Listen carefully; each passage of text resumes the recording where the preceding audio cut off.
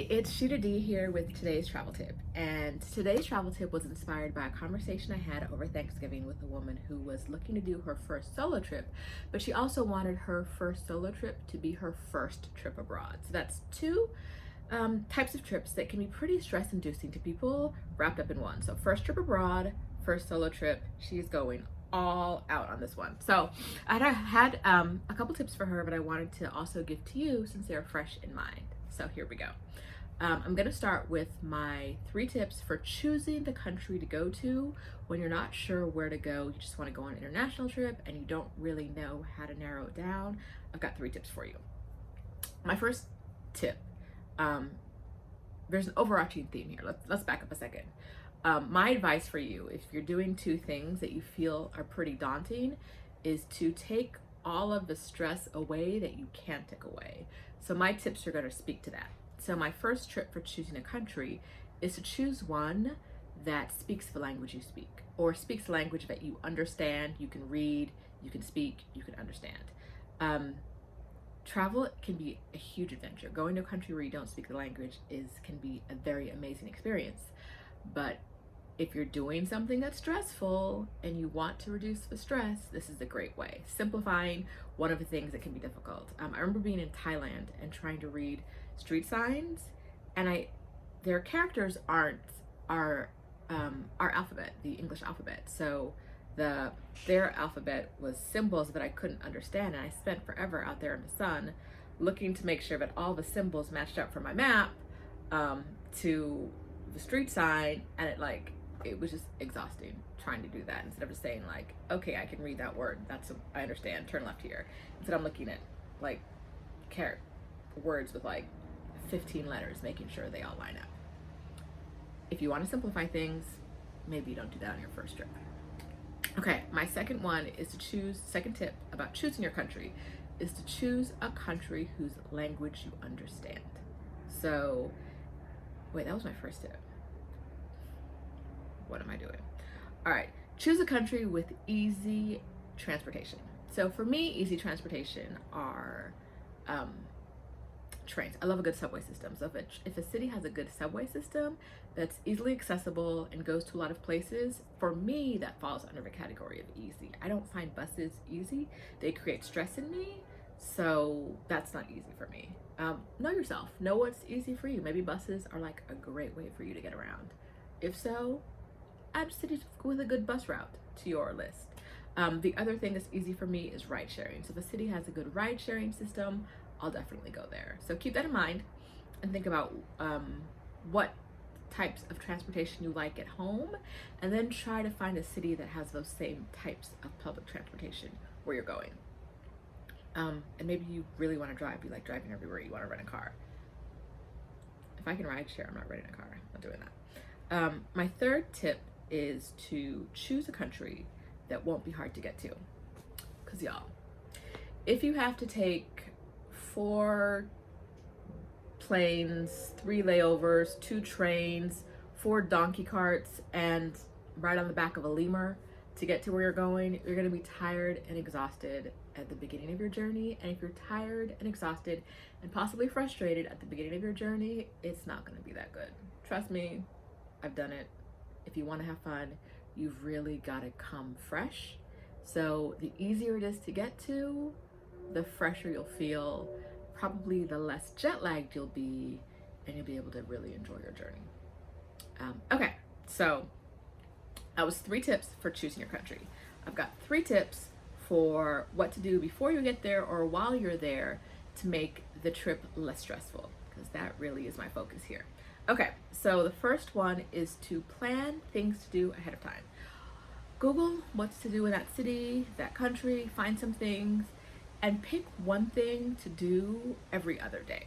Leave every other day unscheduled. Pick one thing for every other day. Now, for me, the things I like to pick ahead of time are things like free walking tours, because you really get to see the city and hear a lot of the history, usually from a local, or hop on, hop off bus tours, because they're easy to get around. You can see a lot of the city, and it really gives you a good starting point as a base. I like to do either one of those pretty early in my trip, day 1, day 2.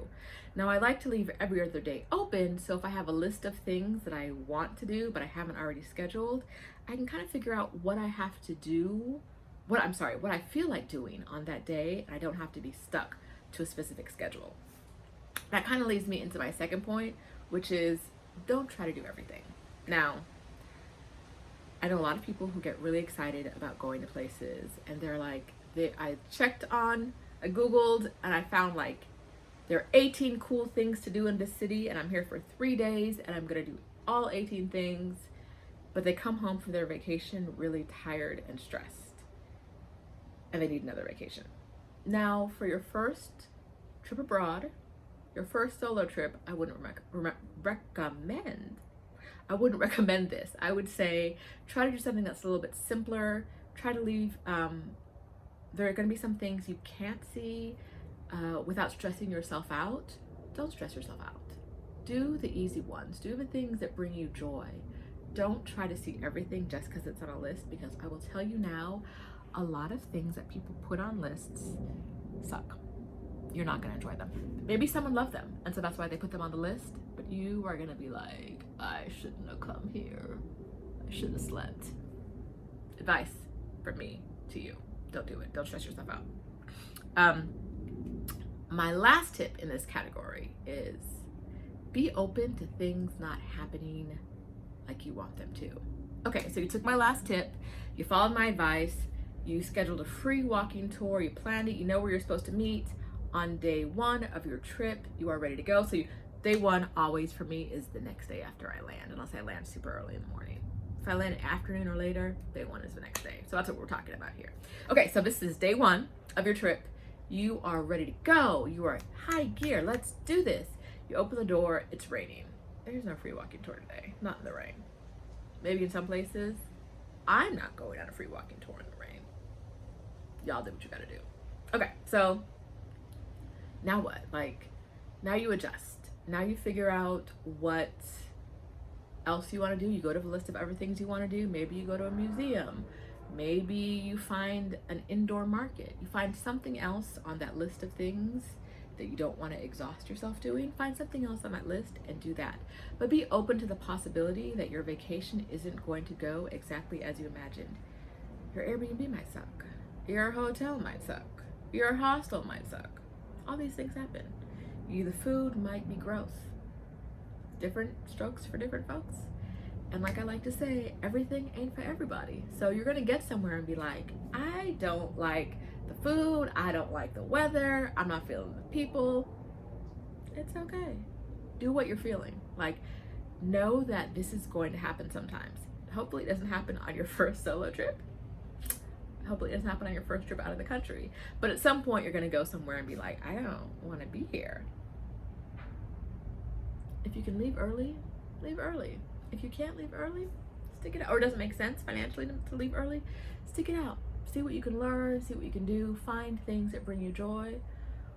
Or, sit inside your hotel or Airbnb all day if that's what you wanna do, if that's what you need to do to enjoy your trip, to bring joy into your trip. So those are my last 3 tips about what to do when you're in country or before you get there to really simplify and take the stress out of your first solo trip abroad and your first trip abroad. 2 things together. So I hope that helped, and if it did if that did help, leave a comment below, give it a thumbs up, send it to a friend who might want to travel abroad on their first trip. Share this far and wide if you can. I'd really appreciate it. And until next time, it was great talking to you. Safe travels. Bye.